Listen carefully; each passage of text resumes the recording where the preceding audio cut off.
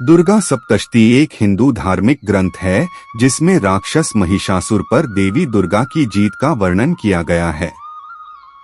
दुर्गा सप्तशती को देवी महात्म्यम चंडी पाठ के नाम से भी जाना जाता है और इसमें 700 श्लोक हैं जो 13 अध्यायों में व्यवस्थित हैं।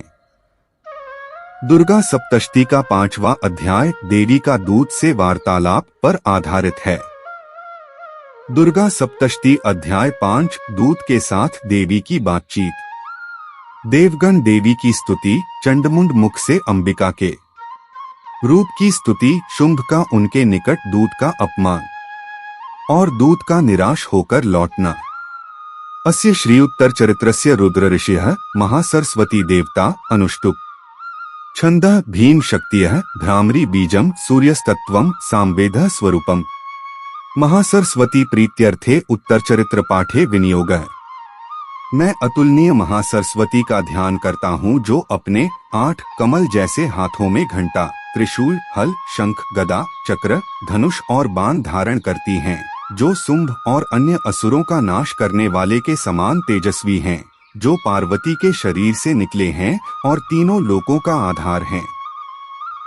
ऋषि ने कहा, पहले इंद्र की तीनों लोकों पर संप्रभुता और उसके यज्ञों के हिस्से को शुंभ और निशुंभ नामक असुरों ने अपने घमंड और ताकत के बल पर छीन लिया था।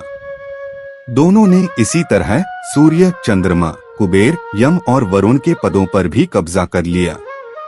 वे स्वयं वायु के अधिकार और अग्नि के कर्तव्य का पालन करते थे। अपने आधिपत्य और संप्रभुता से वंचित होकर देवता पराजित हो गए। अपने कार्यों से वंचित और इन 2 महान असुरों द्वारा निष्कासित किए जाने पर सभी देवताओं ने अजय देवी के बारे में सोचा। उसने हमें वरदान दिया था, जब भी तुम विपत्ति में मेरे बारे में सोचोगे, उसी क्षण मैं तुम्हारी सभी सबसे बड़ी विपत्तियों का अंत कर दूंगी। इस प्रकार निर्णय करके देवता पर्वतों के स्वामी हिमवत के पास गए और वहां देवी की स्तुति की, जो विष्णु की मायावी शक्ति हैं। देवताओं ने कहा, देवी को नमस्कार है, महादेवी को नमस्कार है, जो सदैव मंगलमयी हैं, उनको नमस्कार है।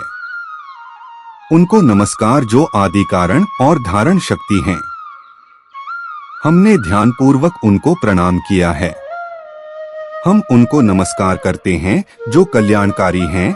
हम उसे नमस्कार करते हैं जो समृद्धि और सफलता है। शिव की पत्नी को नमस्कार है, जो स्वयं राजाओं का सौभाग्य और दुर्भाग्य है, जो संकटों में पार उतारती है, जो सार है, जो सब चीजों की अधिष्ठात्री है। उन दुर्गा को सदैव नमस्कार है, जो विवेक का ज्ञाता है। हे राजकुमार, जब देवता इस प्रकार स्तुति और आराधना के अन्य कार्यों में लगे हुए थे, तब पार्वती गंगा के पानी में स्नान करने के लिए वहां आई।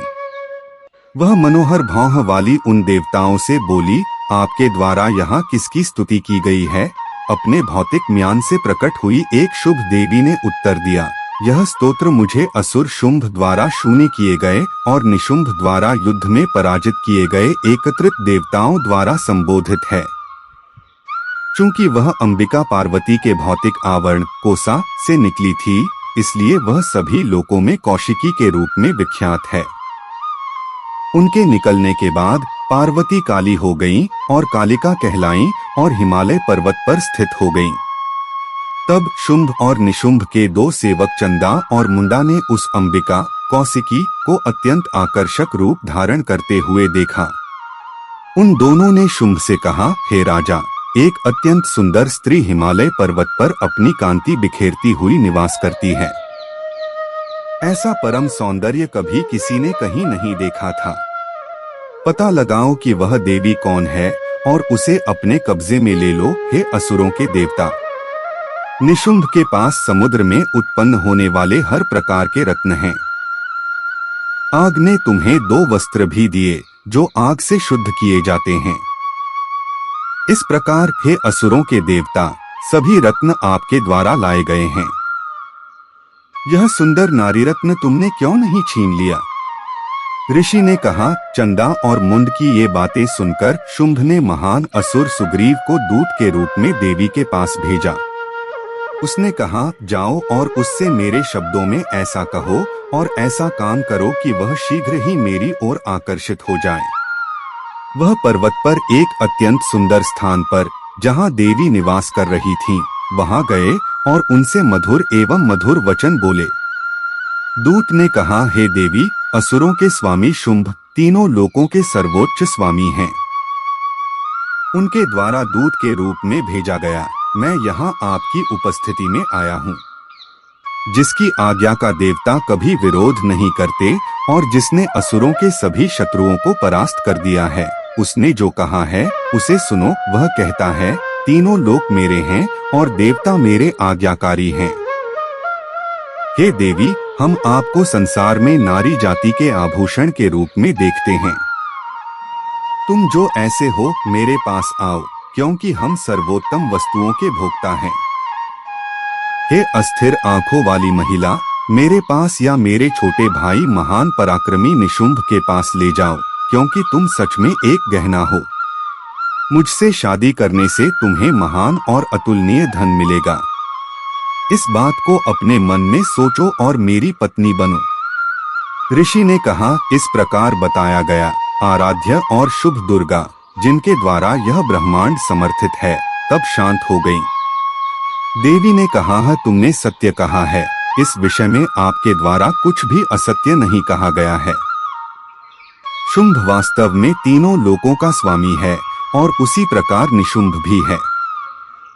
लेकिन इस मामले में जो वादा किया गया है उसे झूठा कैसे ठहराया जा सकता है। सुनो, मैंने मूर्खतावश पहले ही क्या प्रतिज्ञा कर ली थी। जो युद्ध में मुझे जीत लेगा, मेरा अहंकार दूर कर देगा और संसार में बल में मेरा तुल्य होगा, वही मेरा पति होगा। तो फिर शुंभ को यहाँ आने दो या महान असुर निशुंभ को। मुझे यहाँ परास्त करके वह शीघ्र ही विवाह के लिए मेरा हाथ थाम ले। देरी क्यों? दूत ने कहा, हे देवी, तुम अहंकारी हो, मेरे सामने ऐसा मत बोलो।